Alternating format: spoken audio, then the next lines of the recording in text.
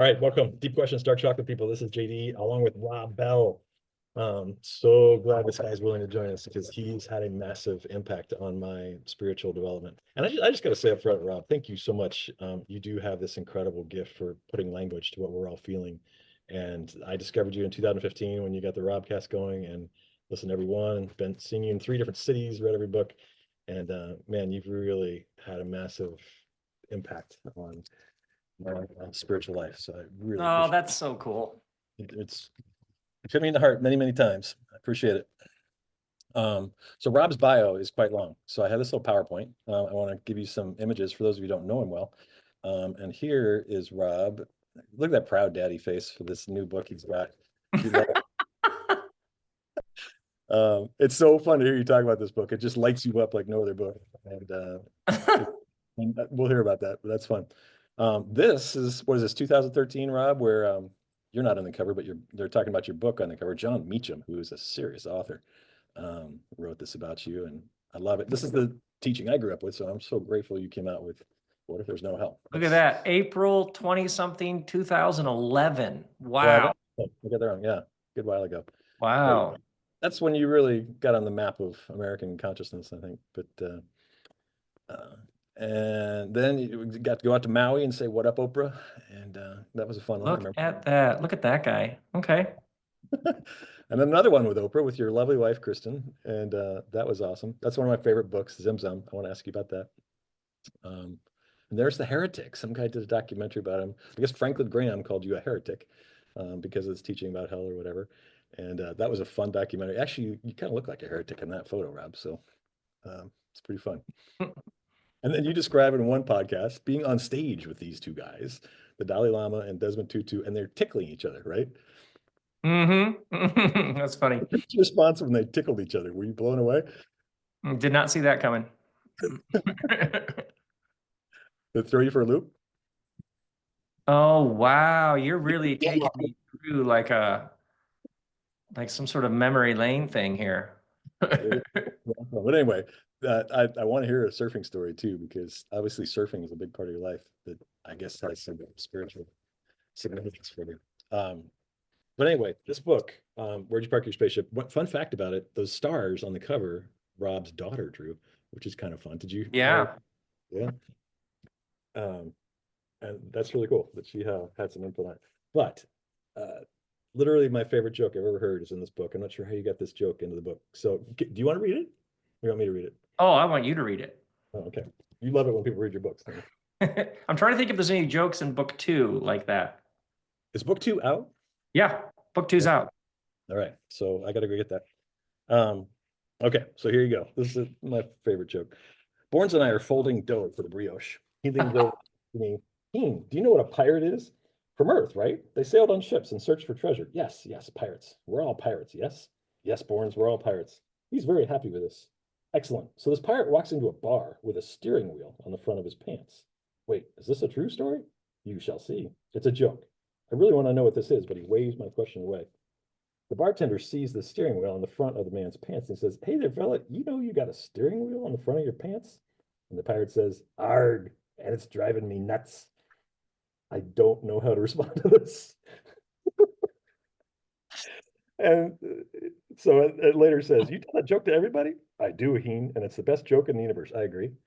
"It is perfection. It's also the only joke I know." "Where did you hear it?" "From my mother." "Before or after?" He likes that one. That's good. After. It's the last thing she said. Hold on. It's the last thing your mother said in her life? Yes.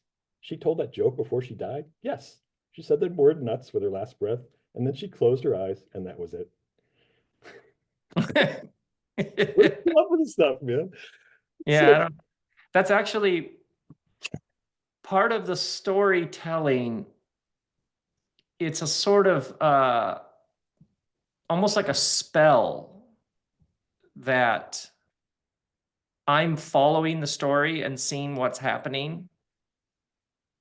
And it's conscious, but it's also not, oh, this is what I want.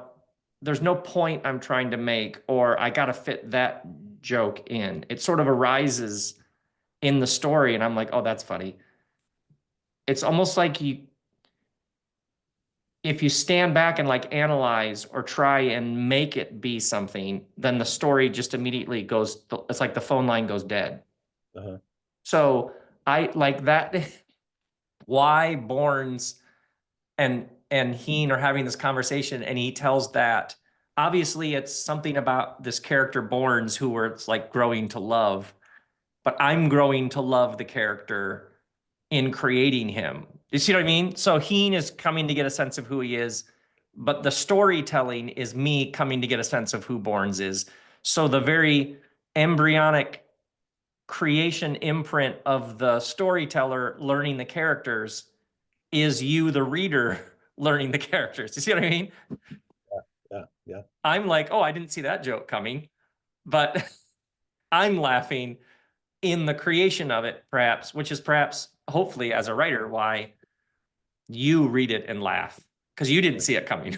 Oh, I died when. Great. So I'm sorry to go from funny to sad, but I gotta kind of know because I'm watching the news a lot about these fires. Yeah.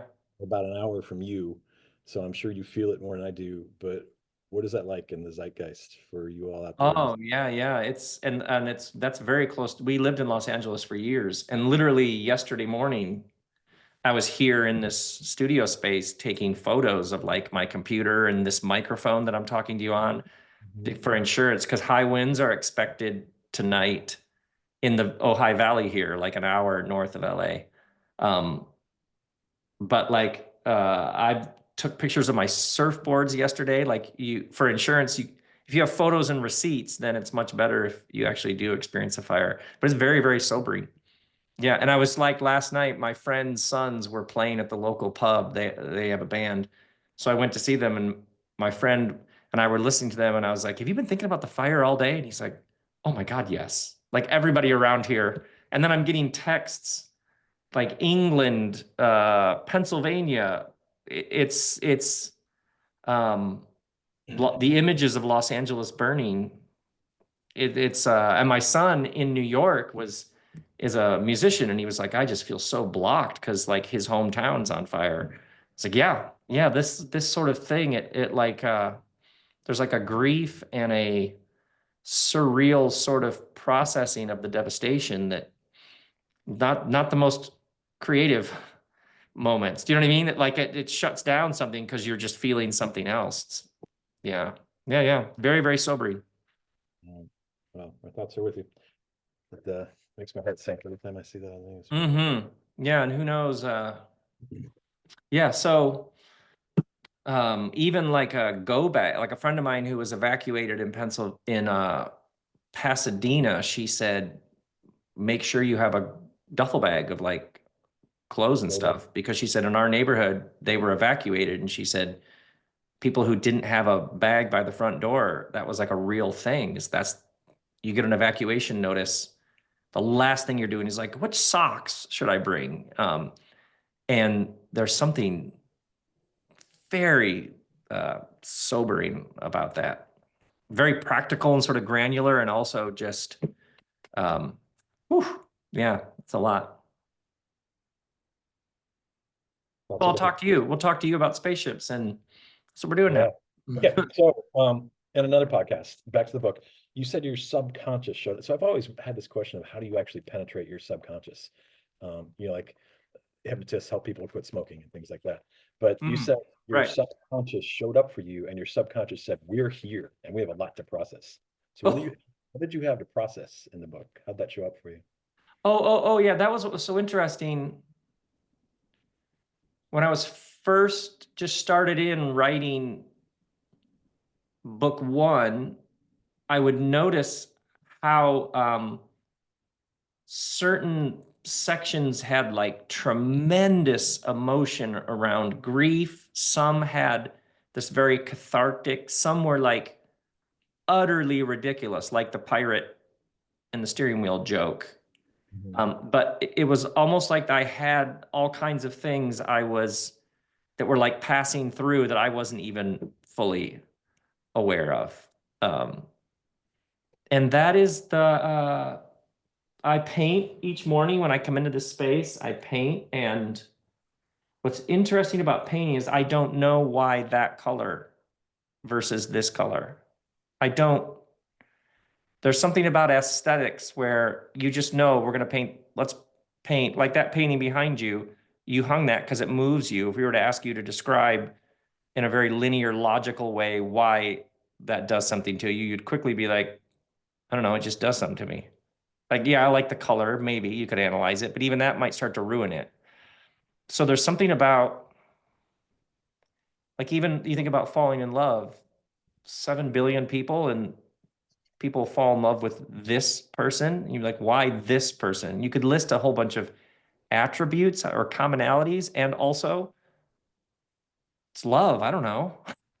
It's so what's fascinating about your question is how many of the most the experiences in life that make you most alive, they why you enter into them, how you know what you know, exists in some place where the mind's over in the corner having a smoke. It's like, I don't know, don't ask me. I don't have any thoughts on this. And in some ways, we're learning to navigate our lives by these deeper yeses and nos.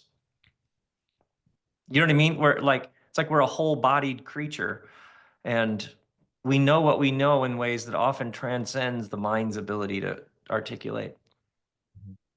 So obviously, the beginning of this was, where'd you park your spaceship? It's two guys talking to each other in a dream. You have a very vivid dream. Oh, right, in the middle of the night. Yeah.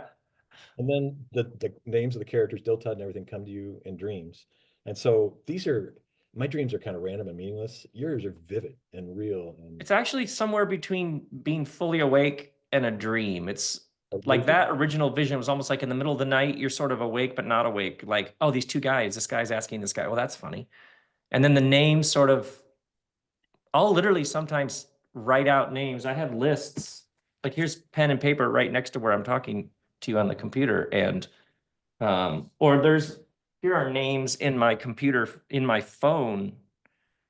Here are notes I made to myself yesterday on my phone of names. So they just come at the strangest. Yeah, like this one, Inish Lollers. Somebody named Inish, whose last name is Lollers. I have no idea if that'll appear somewhere, but I don't know where. A child Dill Tud after your book? Pardon? Somebody name their child Dill Tud after? If I swear, if I get another dog, I'll name it Dill Tud. So That would please me to know. One of my plays premiered in Cedar Rapids, Iowa last April. And so each night of the play, I would come out afterwards and the audience could ask me, the playwright, questions about the play they'd just seen. And I came out one of the nights, I sit down on the stage to interact with the audience, and there's a guy in the front row wearing a black t-shirt, and it says in big white letters, piddle, piddle, piddle. I was like, which is a line from one of the characters in the book. And I just was like, that is the best. Yeah. It's just the best. I need more merch. Cool. So you mentioned in the podcast that you've stayed in the Christianity genre for most of your life, and that's kind of what the world started to expect of you, and you kind of need to give yourself some bravo yourself to get out and do this. And then one day, I'm very curious about this voice in your head. You said this voice calling himself Jesus the Christ. Yeah. Also says, okay, Rob, 25 years of preaching the gospel, good job, but it's getting awkward. So what was that voice in your head like, and what actually was it, and why is it awkward? 3 questions. I love this. This comes up with the podcast, so I love it. I think it's almost like what we're doing in our lives. We're just endlessly learning about ourselves and how you came to be JD. How did I come to be me? And I was born into this particular religious tradition. And I could see, and then I became a pastor. I could see how this tradition that I grew up in, it's almost like my work was trying to understand what it was I was born into, what it was that was so important to my parents, what it was in this sort of community, God, Jesus, Bible, etc., which is also true of America, which is also all over the world. What is this story? and anything surrounding Jesus, what is this? Almost like, what is this? What's the good in it? What's the destructive? What's compelling? It's almost like my work was separating babies and bath waters. Nonviolence, care for the earth, love of enemy. Yeah, good, excellent. The importance of mystery, the importance of character, having a spine. These are all like, yes. And then all of that which ought to be left behind. So the voice was this like visceral sort of, I have been telling this story, but then this multiple planet, multiple book, where'd you park your spaceship was, it's almost like it was coming in with such force and detail. The names and the spaceships and these characters and their pain and angst and joy and euphoria and Heen's numbness as he starts to feel from this trauma that he experienced as a young boy. It was coming in with such force. There was this like, I would really like to tell this story. I would really like to follow this story and see where it goes. And there was like oh yeah, you've been telling this other story. I'd like to be done telling. I've been telling. I have nothing more to say about that story. It's fantastic. I'd like to follow this story. So I did. And it's interesting how we have these moments when it's not, it's nothing but affection and love for where we come from, but now we're doing something else. Yeah. It was a very sort of yeah, something tender about it. Like, I have loved doing this work, and now I'm going to do this, and this is not that, and it's all good. So all your messages here in science fiction, does it feel, obviously it lights you up more. You talked about how your Yeah. days flew by when writing Yeah. this, as it was work and harder on the other topics. Um, why does it light you up more? Do you feel like you're more effective and your message is better conveyed in fiction than it was in nonfiction? Interestingly enough, I have no sense. There's no part of the joy of this is there's nothing I'm trying to convey. I'm following a story, and then if you enter into the story and have your own experience, that's awesome. But it's almost like the surrender of this is my point. So it has a certain absurdity and freedom to it. I don't know. I'm just telling the story. But then in interviews with people like you, instantly we go to love, loss, creation, what makes us economics, governance. Um, so in some senses, my earlier books were like, this is what I'm telling, this is my point, this is what I mean by this. Here's an example of it. Um, here's another way to see it. Here's another way to see it. Here's another example. Here's how you can apply it to your life. Very straightforward. Um, these books are like, let me tell you about this thing happening on this other planet. And literally that book that you showed the cover of, Love Wins, the point of that book was to understand heaven and hell as present states in the world, present states of consciousness that affect the kind of world we're building. Some actions create a sort of hell on earth. So the point of that book was to take a very discussion about something that happens someday and bring it down into this present moment. What kind of world are we creating? What's present within us? But then the interviews, people would be like, what happens? What do you think happens when we die? Which was like, people couldn't help but like make it speculation about some other time and place. So what you might love is the interviews about the spaceship books are literally about some other place in the future and some other planet. And all of the interviews are about this world and the earth and relationships. Do you see how funny that is?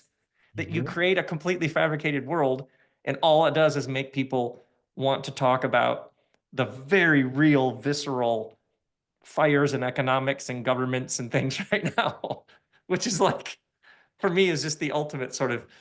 Now that's the only joke that's funnier than the pirate joke is you spend all these years doing that, and now you do this, and the discussions go to a whole nother place. Oh my God. When you use the term like ungrieved grief, I mean, that's a thing for me. I've lost my whole family. My dad died in my arms when I was 13. I was sitting there in my 40s eating dinner with my wife and daughter. Thought about my dad and just lost it. Just Yes, yes, yes, it yes. just bubbled up in its own way, in its own time. And so that's the question for me is like, what's the proper um way to indulge the grief, to go deep with it, to feel it, to follow it back to its cave, as you say. I love that term.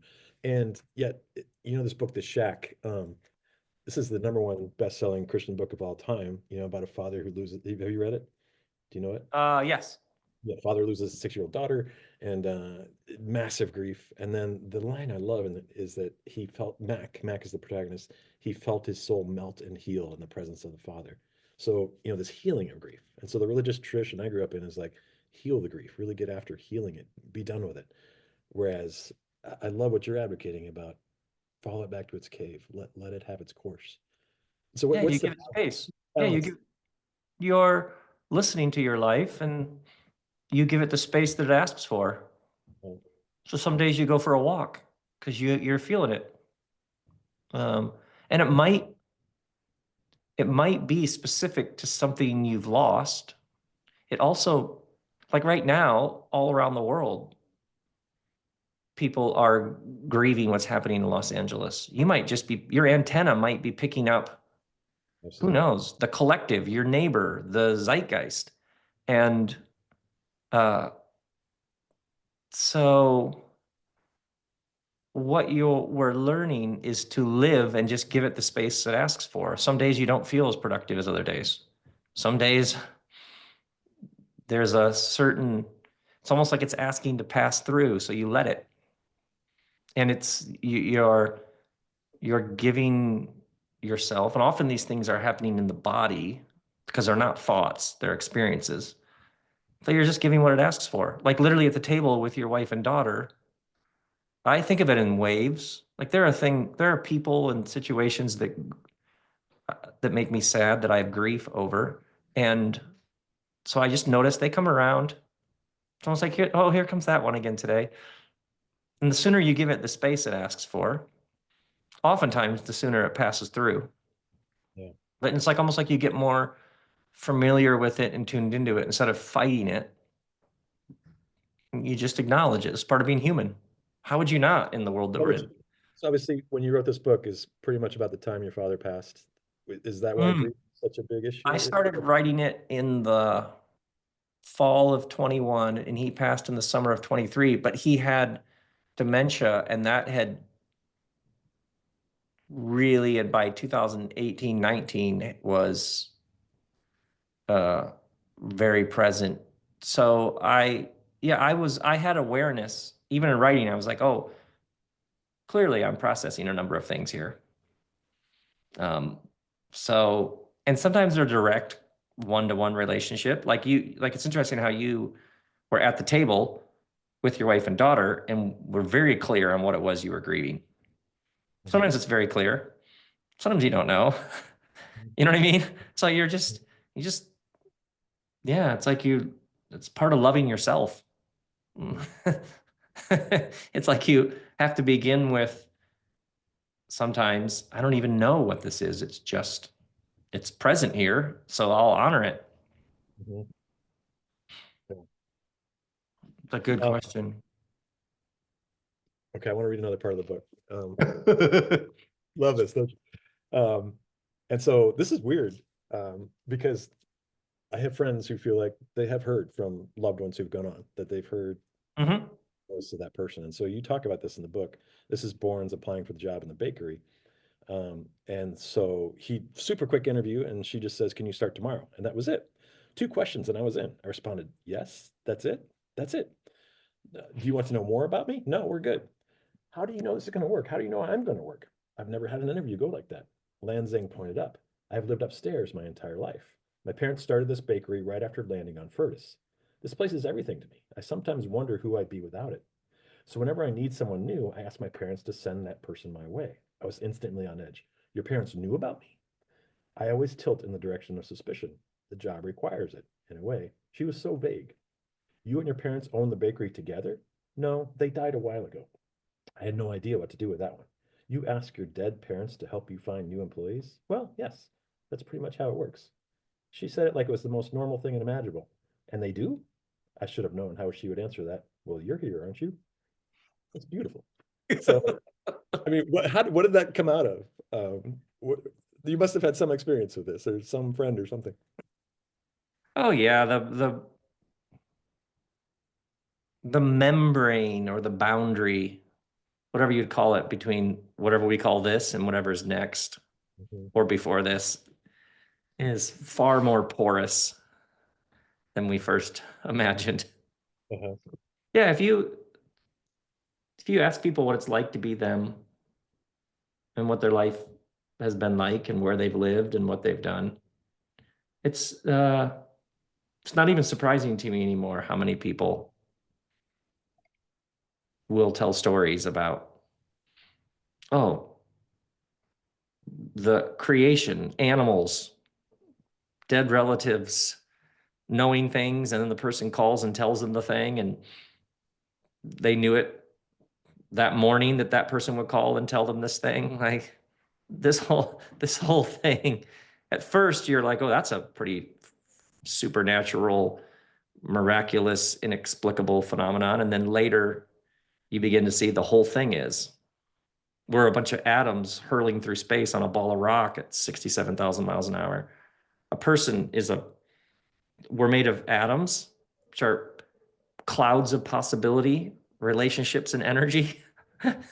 So at some point, the idea of a miracle as an intervention into some sort of regular, meticulously mechanic experience, you begin to realize the experience, the very foundations are as exotic and mysterious and bizarre as possible. Do you know what I mean? So as opposed to an intervention into normalcy, the whole thing is miraculous at some level, unprecedented and inexplicable. And within that, there are these little pockets that seem to follow some patterns and rules, and that's great. But yeah, so I now just assume people will have stories that don't follow any standard explicable forms. Yeah. And when you see the world like this, because it's how it is, then it's almost like then these stories start finding you more and more. Yeah. Yeah. Cool. Okay, got another passage here. This is Okay. just explaining what tears do, and this is just beautiful. Um, so he asked Heen Bears, Heen Bears, do you know what tears do? I got this. For once I'm a step ahead. Yes, Diltud, I do know what tears do. They speak to me. He wasn't expecting that. I'm quite proud of myself. I've sunk to such a new low that catching this odd man off guard thrills me. And what do you say they do to you, Hingu Bears? I give up. What else do my tears do? Diltud reaches for his bag, puts it over his shoulder, stands up, and says to me, they water the ground at your feet so that new things can grow. And then he walks out of the bakery. We water the ground at your feet so that new things can grow. How did you feel about that? Damn, Rob Bell, that was from God. Has that been your I experience with assume you? that I assume that I assume that I mean obviously I picked that up somewhere. Who knows where that comes from? Anne Lamott, maybe? Oh, really? Maybe that I'm trying to think of people who I've heard talk about tears. I don't know. I'm assuming somebody said that somewhere. That's once again, you're just sort of you pick things up that make their way into the story that I can't even trace back. Mhm. I don't even know how it works. But yeah, I like that one. That been your experience of grief, that tears water the ground so new things can grow? Yeah, there's a direct relationship between grief and imagination. Hmm. Grief is what was, and you're properly letting it go. And imagination is the opening to what will be. Mhm.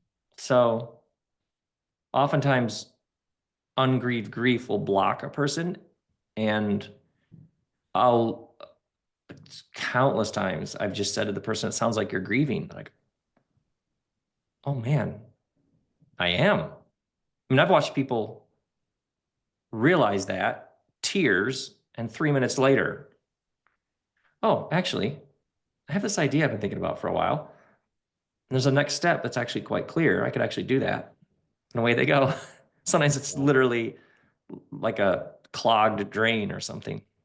Yeah. Yeah, yeah. And I've seen this pattern so many times. I mean, you think about like America right now, the dominant mythology of American exceptionalism that so many people were raised with. This country is better. Well, go ahead, go to France and say, American exceptionalism.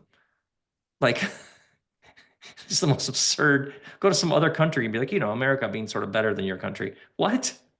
But this essentially collective ego construct around America. And then even right now with healthcare, like we don't have universal healthcare.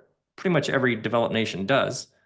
And if you go across the basic metrics of health, America's behind in like lots and lots and lots. So you can see this. There are some who are doing everything they can to prop this mythology up even more. And there are others grieving this narrative because it doesn't actually help us move into new places that we're being invited into. So yeah, this grief can come in all these different forms. I mean, I actually think it's fascinating that when the US pulled out of Afghanistan, like tribal Taliban leaders with rusty AK-47s defeated the air quotes greatest military superpower ever. I mean, Taliban 1, America 0. Like that's a defeat. That's a loss. And it's almost like there were too many other things going on in the moment to just have we lost something that lots of people are like, why were we ever there in the first place? It's like loss after loss after, why you even went in? Do you see what I'm saying? About how, yeah, this grief can manifest itself in all sorts of ways. Yeah, yeah. And it jams up the imagination. Yeah. It jams up the imagination for moving in new ways. Okay, happier thing. I love bread because the subtitle of your book is Where'd You Park Your Spaceship? An interplanetary tale of love, loss, and bread. And so then bread is its own kind of language. So what is the spiritual significance of bread? Because I know you've talked about this salt bagel at the bakery down the street from you, and Yeah. you speak of it with such reverence. Yeah, I was wondering about, I was like, and I was thinking, why is bread such a big deal in the book? I was thinking, oh, it's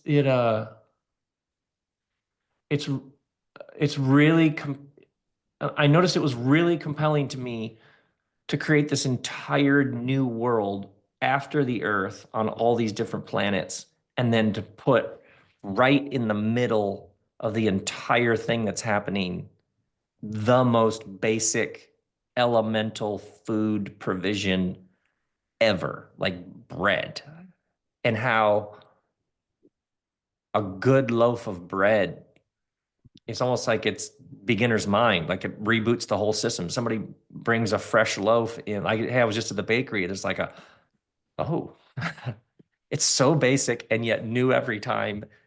And I was like, oh yeah, it's almost like the counter to all the names you've never heard, the spaceships, the arrangements and the chairs and this governance structure of the galaxy. You just drop bread right in the middle. It's almost, oh yeah, I know bread. It's completely oh, I know bread. Well, it's funny because I work at this small college. I have two colleagues who they will bake bread for students and they'll put it out on the group chat, and students just phew, Yes. they Yes. come forward immediately. Yeah, they love Yes. it. And probably animating my work. Now that you say that, it's interesting. That's why it's so enjoyable to talk about. I can see in your question almost like sitting in my work for decades has been we're these terribly sophisticated, advanced, educated humans, and we're also like really, really straightforward and simple and basic. And that there's like all this polarity to being a human being, that we can like build rockets and we carry these computers around in our pockets, and fresh bread, or like college students who have grown up with the internet, the world at their fingertips. Like they intuitively can find facts about anything in ways absolutely brand new in the human experience. And also, wait, there's bread? That I can see now that has has been a consistent theme across everything I've done is this. We're actually very straightforward and kind of primitive. And if someone gets too bogged down in that, we're also transcendent, fascinating beings who are capable of extraordinary actions and thoughts and ideas and conceptions, all at the same time. Mhm. Okay, so this is a bizarre wackadoodle question. We'll see. We'll see. So one very sad part of this fictional book that came to you in a dream is the premise that Earth has been brownballed, it's been cooked. Oh, And yeah. humanity's just screwed this up big time. And so people are flying around the galaxy in spaceships, learning about humanity and grief and all these lessons.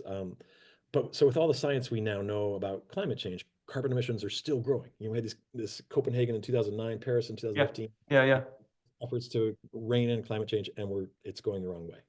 And so it also looks like SpaceX will probably have humans on Mars in 5 years and a colony there in 20 years. So does it ever strike you that this bizarre dream you had, this book you had, is maybe somewhat prophetic? Well, what's fascinating is I've noticed in the sessions that I do with people,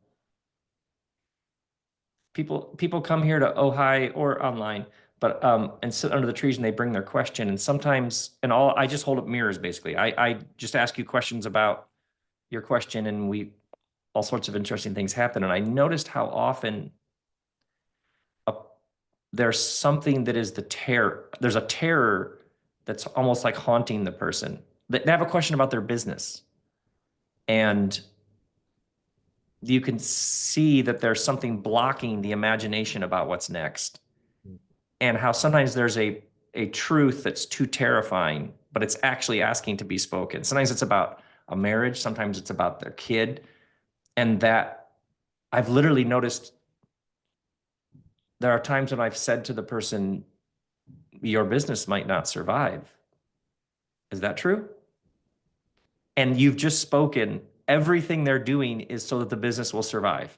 mm, And to have somebody speak the worst fear, I've watched a person go, ah, that's true. And what's fascinating is the moment, or here's one, they're telling about some transformation or something, and you can see that the truth is my marriage might not survive this. mm. But then the person will actually say it out, their worst fear they would never even consider. And then they say it out loud. And I'm telling you, I've seen this so many times. Instantly, they're now free. And now you realize the relationship, the business, whatever, is in a better situation than ever because the worst unspoken fear got spoken.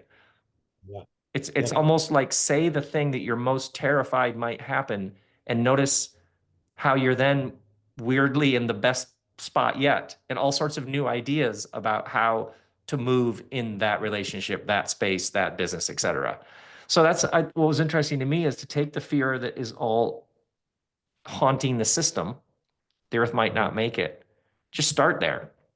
And the reason why this is interesting to me is a guy wrote me who is studying environmental science and read this, and he's given his life. He's a kid studying to care for the earth. He's getting educated in environmental science. He reads it and he says, weirdly enough, it so inspired and solidified the choices I've made about what I'm studying and what I'm giving my life to. yeah, yeah, Almost like get out, almost like embrace your futility on the front end and now you're free. yeah. You know what I mean? And I've noticed this. I've noticed people, like you think about the people you and I know, getting people drinking water, hunger, like on the front lines of some of the greatest disasters in the world. There's almost a necessary step of embracing the futility of your efforts so that you can actually give your efforts. Right, right. That Yeah, then frees you to, I might not get everybody on the planet drinking water, but I'm going to give it a shot. It's yeah, almost like you embrace futility and now you're actually free to like actually make a difference. yeah, And it's yeah. very counterintuitive, but it's almost like it frees the ego so that you can then just be present and do this stuff. Mm, Um, and that's probably, I could see that was happening in the book as I was taking the the greatest fear in the air, just state it, and then do a whole 500 page, and then the second book about people on the other side of that horrible fear. And weirdly enough, in almost every interview I've done, people talk about love of the earth, new ideas about being connected to the earth. It spurs actual action. Isn't that fascinating? Yeah, yeah. It's like something counterintuitive about that that I obviously was exploring, that I'm still exploring. Yeah.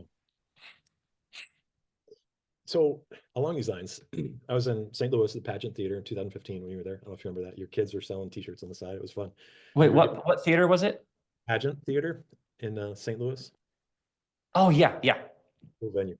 Um, but you did the most beautiful, understandable explanation of quantum physics I've ever heard, and it was great. And so I really kind of read some books on quantum physics a lot. And I guess to me, my favorite concept in it is from Niels Bohr, who won the Nobel Prize, where he said, on our wall there, we are not measuring the world, we are creating it. So that blows my mind. We're not Yes. measuring the world, we're creating it with our thoughts. And the Yeah. Buddhists say, with the thoughts, we create the world. And so it takes me to the end of your book. So if that concept is right, we can have a massive impact on humanity if we're really affirming that man can choose the common good over personal or corporate profit.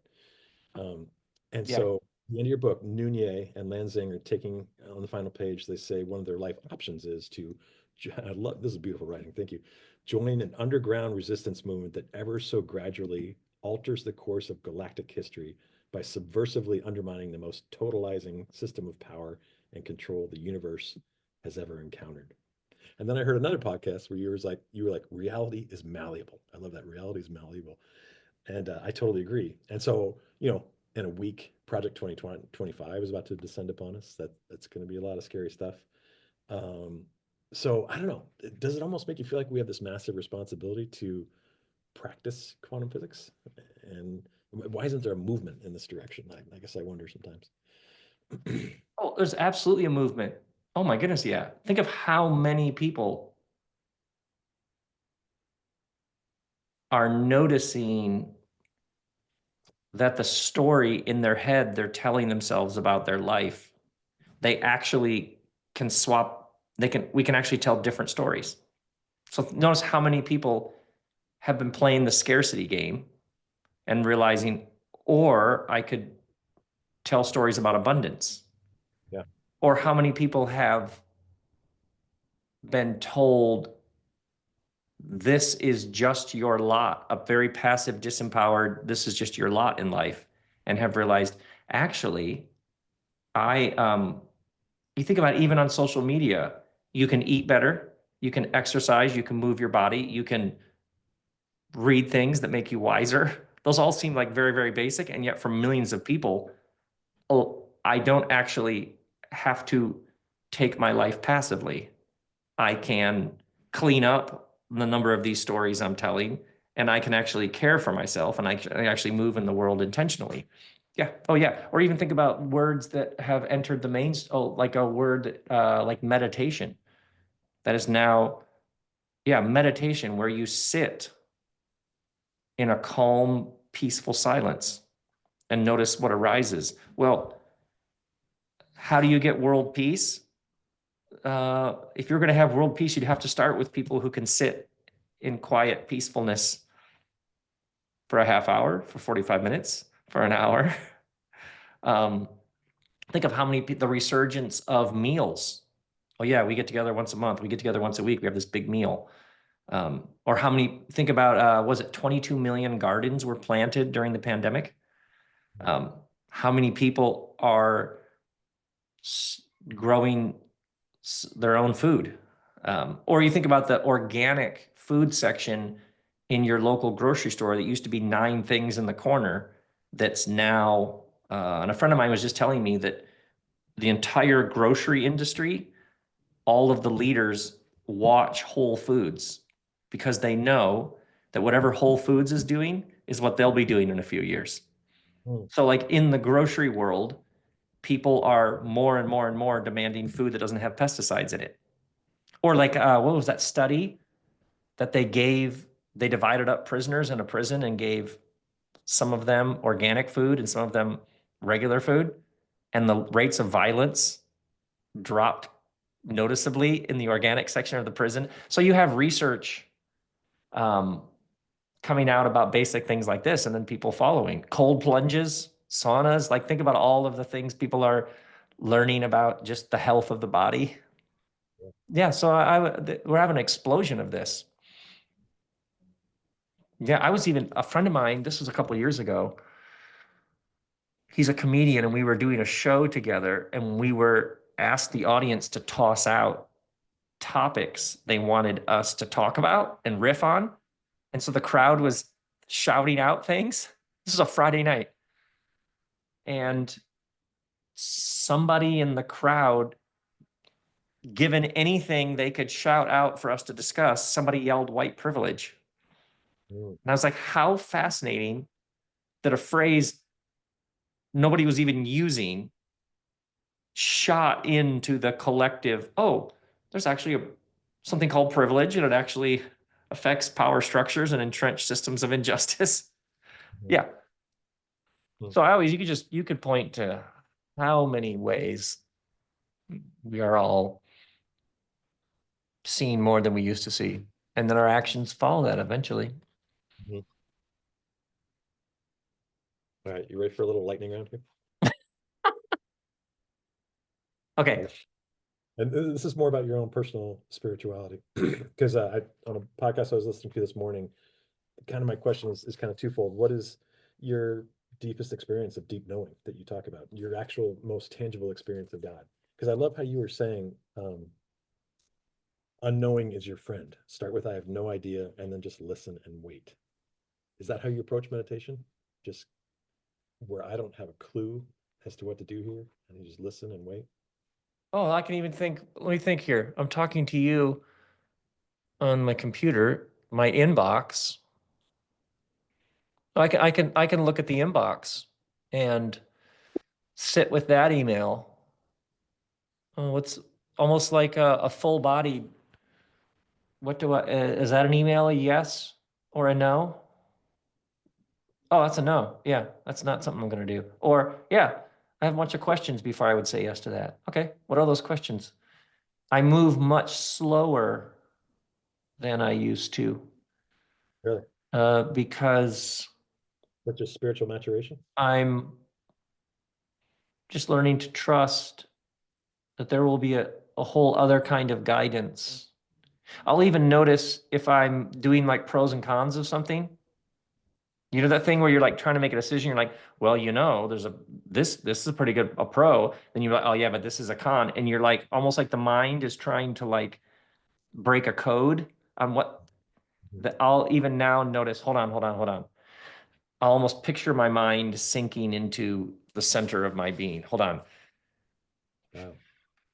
It's almost like I'm only doing the mind 2-column pros and cons thing because I'm not fully in to my center. It's like the mind is revving and I'll get real still or I'll go for a hike because I'll just wait. There is some greater clarity here. And then, oh, that's the real thing going on here. Got it. Okay. Now I see. Yeah, because ultimately, like you have to be able to be you.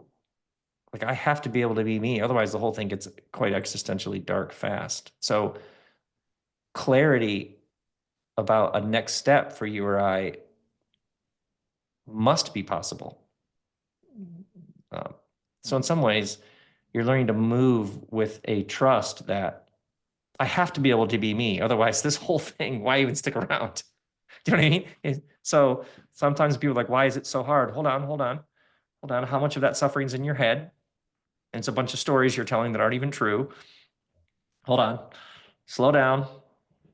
What's next? Whatever needs to be felt or expressed, let's let that out.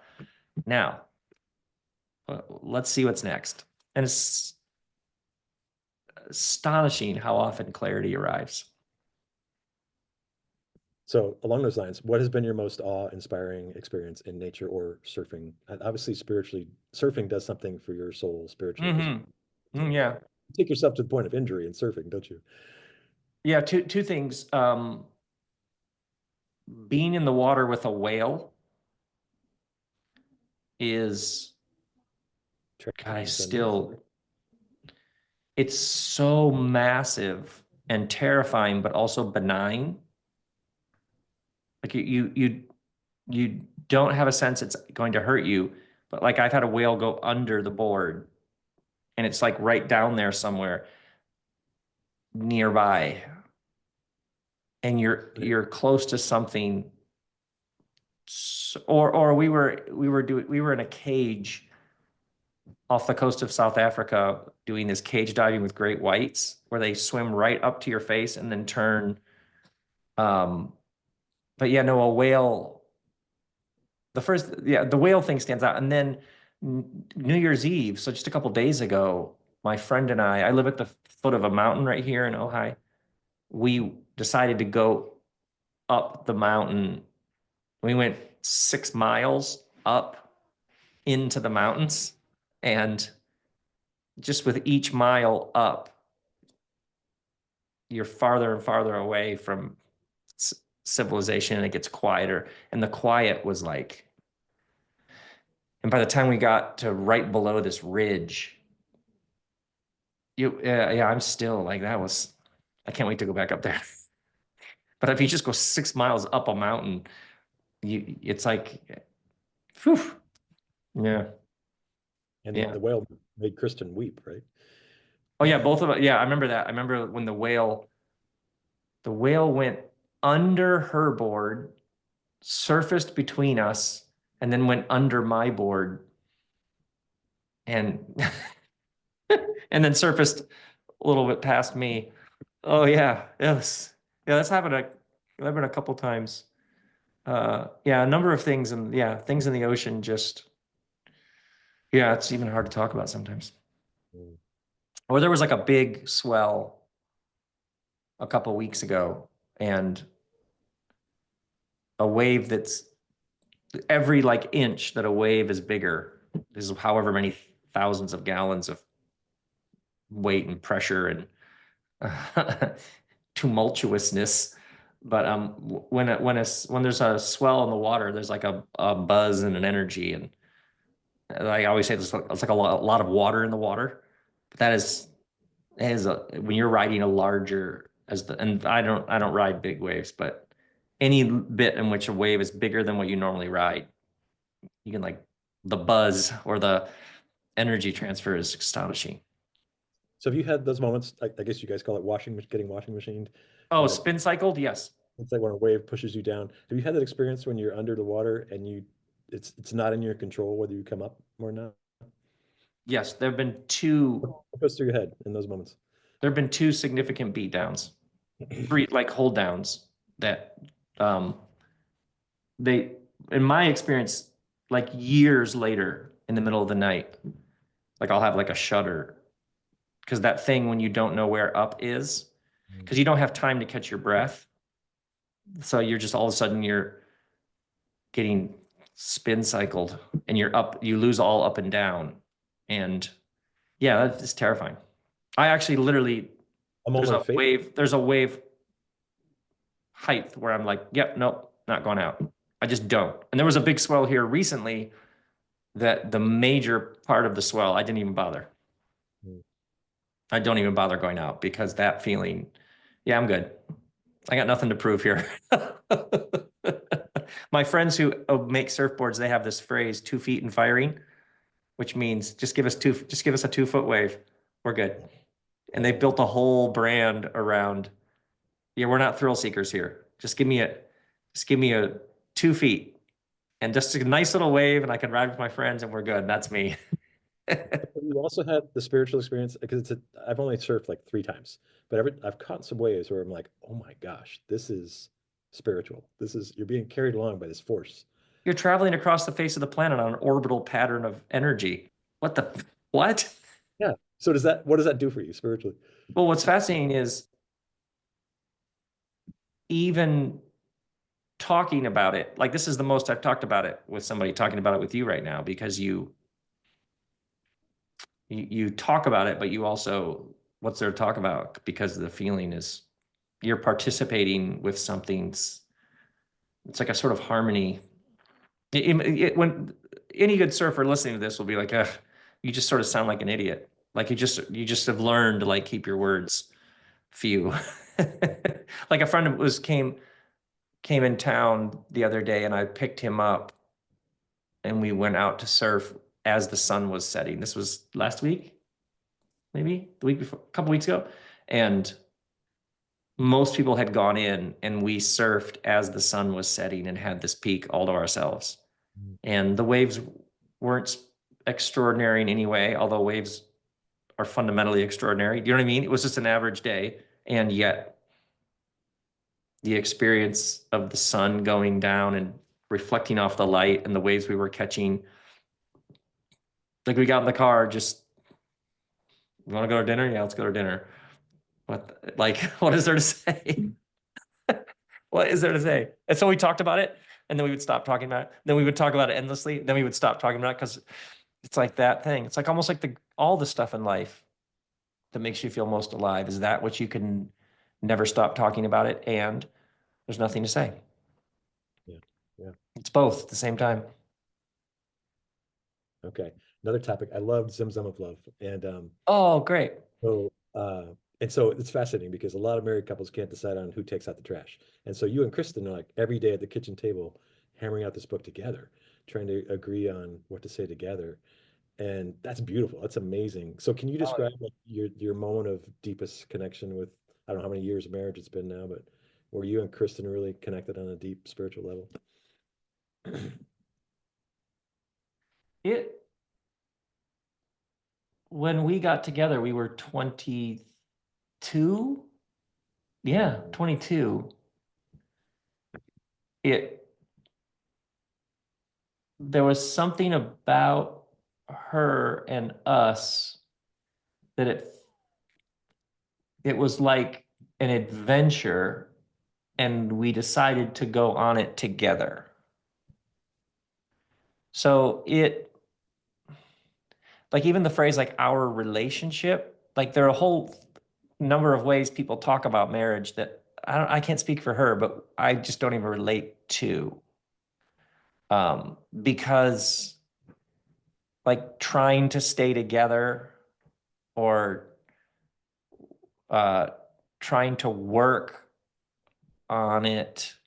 Those are all perfectly normal ways people talk about it. It just felt like we were following something that we could kind of name and kind of couldn't, and that we were on this adventure with each other. Adventure even is a fairly tame word for it. Um, so people have even said at times, well, I'm trying to think of a question I've heard a number of times. Oh, like your sort of exploration and your evolution, Rob, how was Kristen with that? Was she sort of unnerved by that? Was she like, oh, and I was like, oh my God, she was like 10 steps ahead the whole time. It's like whatever it is that brought us together, there was some sense of we're going to follow this and see where it goes. So even like, oh, we got to stay in this house on this street, and even conceptions of stability. For us, the stability was always the sort of following this thing. We're going to live here, we're living there, we're following these questions, we're having those experiences. That's how it's felt. So in a broadcast, you mentioned times when you get anxious about something and she just says, it's all going to be fine. Oh yeah, yeah. It hits you. How does that hit you? What Or describe like, that? oh, there's been funny times. I can remember over the years, and I'd be like, "Hey, can you just tell me everything's gonna be fine on this? Whatever we're going through, something like, hey, can you just tell me everything's gonna be fine?" She'd be like, "Everything's gonna be fine." I'll be like, "Oh my God, thank you for saying that. How did you know to say that?" So like even learning, especially the stuff that can get heavy, like just the constant exercise of reminding each other we're on a floating ball hurtling through space at 67,000 miles an hour. Like there's an absurdity to this whole experience that's how you get to the profundity of it. Like our kids, like we made some humans. This is like really whew, having a kid. And also, the kid's gonna be okay. The kid's gonna be fine. Like what will happen will happen. Like you're both throwing yourself into it, like up in the middle of the night, concerned for your kid, and Yeah, the kid will be okay. We'll be okay. Yeah, all that. Oh yeah, all that. What a ride. We're a little bit over. Do you mind a few more questions? Let's go. All right. Um, so a lot of people really struggle their whole lives with what's my purpose in life? What am I here to do? And you were blessed to, at age 21, the director of the summer camp said, "Who wants to do the sermon?" You raised your hand, you did the sermon. Mm. You're like, "Oh my God, this is what I'm here to do." So the way you describe it in that one Robcast, you were like, to rediscover and recreate the art form of the sermon. You realized you were Hmm. got a gift with this, and then you're going to follow it with passion. Can you describe that moment when that hit you, that you knew it? And I also haven't done a sermon in probably 7 years. So turns out that even that was like a chapter or a season. Yeah. Yeah, actually, your question about purpose, if somebody said I'm trying to find my purpose, I would say, well, whatever you do, don't look for it. Mm, I would say let's in my experience, the way that you completely surrender any idea that there's a purpose. I would start asking the person about their life. That when you are present to your life and you're noticing almost like where your feet take you, like mm, you're noticing what lights you up and you're noticing themes and threads that appear to be consistent in your life, you'll be drawn to things and you'll follow them, and it will be satisfying in such a deep way that you'll even lose the idea that this is my purpose, because you'll just, if you're, you'll just be in it doing, like, you're obviously a very curious person and you follow that curiosity. Even the people that you've referenced in this interview, you follow your curiosity and then you, it sounds like, share with people what it's doing to you. So you could say my purpose is to spread curiosity, but notice how that almost ruins it, because you're just following your JD-ness. Do you see what I mean? So what I've noticed is people like, I'm trying to find my purpose as if my purpose is around here and I'm going as if it's like spatially over there and I just need to, someone give me directions to it. I'm like, hold on, hold on, hold on. What do you love? What are you drawn to? And it's fascinating how many people will be like, actually, I just come to life when there's a problem. I just love fixing problems. Or somebody will say, actually, the more dire and terrifying and broken a situation feels, the more calm I get. You're like, oh, you're a healer. This person has a long they're like they're like magnetically drawn to people in crisis. Um, so your purpose, you might be, I don't know, a nurse, EMT, you might be a therapist, you might be a chat. I don't know, but like all we're doing is asking you questions about what it's been like to be you. And perhaps you just follow that. The rest of us would be like, they have a wonderful purpose in the larger tribe here, but you don't on the front end need to, you know what I'm saying about how sometimes these words actually jam people up because they give people the image of there's something they're missing that if they could just find it, they'd be okay, as opposed to some basic self-inquiry about what it's been like to be you, what makes you feel most alive. It's not somewhere else. yeah. Yeah. Yeah. So I did, but I had the through line. I had an experience in my early 20s of there was something about naming and communicating what I was learning about being a human being Mm, that was like, oh man, I could I could do this. And in the tradition I came from, in the world I came from, the sermon was like the medium, was like the art form, was like the that's how you do that. And then it became, and you could see like it just keeps, like you could see that through line, which you're saying about the was really had that through line has remained fairly consistent. I generally, on any given day, I got words, I got images, I got stories. I'm at some level, conscious or unconscious, I'm naming what I've learned. And then as a friend of mine says, you know what, you always end up talking. He's like, you talk, it's what you do. So by now I'm just like, yeah, I talk. I learn things and then I tell you about them. So I as gotta opposed to say, fighting it or even wondering why or trying to, I'm sort of by now just like, this is what we do. This is what we do. Like on this, like here's book one that you were talking about, and then here's Where'd You Park Your Spaceship, book two. There's only one noon yay. Like, yeah, this is just what we do. Like, even why books about outer spaceship? I'm even those questions aren't that interesting anymore. It's just like, well, now let's write book three. I love how these come to you. And I gotta say too, you just talked about the art of the sermon. My favorite thing when I fell in love with you was on you did these little short videos, and they're on YouTube. And so if you put in YouTube Rob Bell resurrection video, it's like 4 minutes long, and there's fireworks, and you know you're just getting after it. And it's like the real heart lesson of the resurrection. And I've watched Oh that my word, that film, what year was uh, that? And that was literally 15 years ago, something maybe like 16 years ago. That's amazing. that. That's beautiful. That was a work of art. Um, Okay, another one here.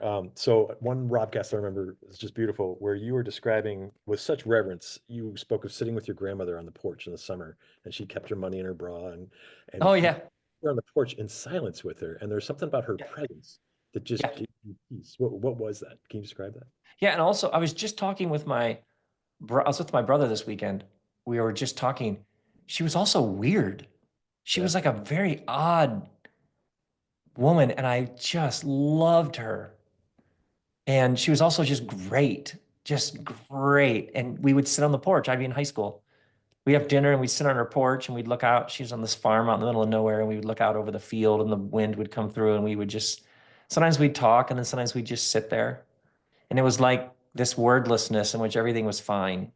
And like in adolescence, you're in high school, you're like all over the place. You're like, what is the world? I'm going to try to make my way in this frightening, strange, bewildering reality. Who am I? Who are these people that I was born in a family? Like, what? Trying to learn things. What? But I would sit with her and everything was fine. There were like these moments of just this wordless grace. Uh, and she was like this obtuse personality where you kind of hard to get a read on her, and yet I also like got her in some way. Like like there was some understanding between us that I've spent years sort of trying to understand. But yeah, it was like everything's fine, even if it isn't. Wow. Okay, three more quick ones. I'll let you go. Um, on a recent podcast, you talked about what some spiritual teachers talk about. The person who angers you the most is your teacher. I think that's totally true. I've had one of these people in my past. But so how is that true? Is it just that you are to love and honor that person the best you can and let that find the Oh, you just goodness? ask why does this person anger me? It's lots of people. Why does this one anger me? What is it? What is It's it? inside you. Is that the theory? Is there anything about them that I most fear is true about me? Anything that I would say charge.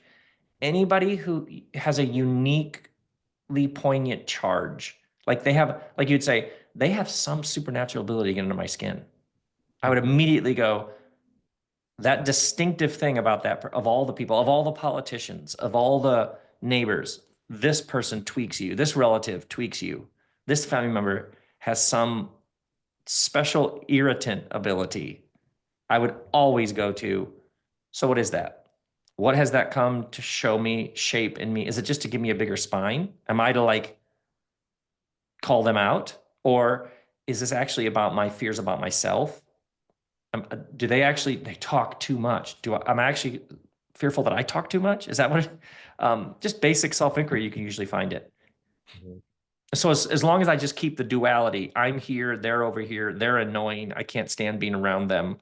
As long as I keep that duality in place, nothing really interesting happens. But the moment I go, oh, well, are they here to show me something?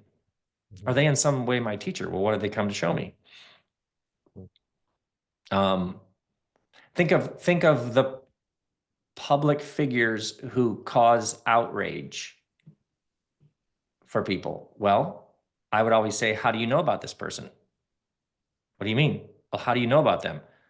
Well, on the internet. How? What do you mean? Well, how do you know about them on the internet? Well, I clicked that article. Okay, so you told the internet this is what I click on. Mhm. So what did the algorithm then do? It now sends you, because you told the internet, this is what I read. So you created that person, and that person knows it. When they say outrageous things, you click. So all that person is doing is showing you that you create the internet. And when you keep clicking on that, like CNN and New York Times and Democrats elected Trump. Every time he was outraged about Mexican rapists or building a wall or whatever, and click, oh, people text, you hear what he said this time? He knew that from the get-go. He understood how the algorithm worked. He was like, I'm just going to keep saying stuff and I'm going to suck up all the oxygen. And CNN, you're going to help elect me because you're going to be like, guess what he said today? And you all just keep clicking, thinking he's the one that's outrageous. No, that's how the algorithm works. You can see that in 2015. They just covered him because he said crazy stuff, and he gets it. So, He mastered so that. so the gift, especially when stuff is particularly offensive and unconscionable, is what does it come to show me? It's come to show me that we make this stuff. So don't click.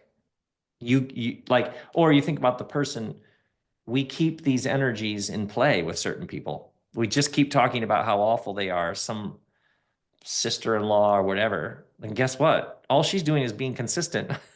Yep. Yep. She's just who she is the whole time. And I Yeah. keep being shocked. Yeah, I'm actually feeding it. Yeah. So it's a difference between noticing and feeding, and how many situations people are actually feeding it and then wondering why it keeps growing. Mm. Fascinating. Well said. Well said. Okay, so in our Deep Questions Dark Chocolate group, I think there's some people who are a little more spiritually advanced than I, and they're very at peace with paradox. You know, just two opposite Sure. things being true at the same time. Yes. And I'm like one of these guys who like, I want to know what to do in life. And so two opposite things being true at the same time. There's a part of me that's made total peace with that. There's a part of me that hasn't. How do you make peace with that when you get Well, two opposites? in some ways, those are two different things. At one level, I imagine right now, if I asked you, do you have any sadness that you're carrying around? There are probably things right now that you could find sadness existing within you. And if I asked, what right now, what kind of joy are you carrying around? You could probably list all kinds of things right now that bring you a great sense of joy or satisfaction. Or so right now within you, all sorts of things that would appear to be paradoxical or contradictory. Your heart, they sit just fine in your heart. You have the California fires and you have the joy of this curiosity and discussion, and they just sit side by side. And the heart has no need to say, is it this or this? So as a human being, you're just getting more and more like if you were to ask somebody, was the year 2020 good or bad? Mm. Well, that's a crap question because it implies that an entire experience of being a human in a given calendar year can be summarized with good or bad, as opposed to it was lots of things. It was all over the place.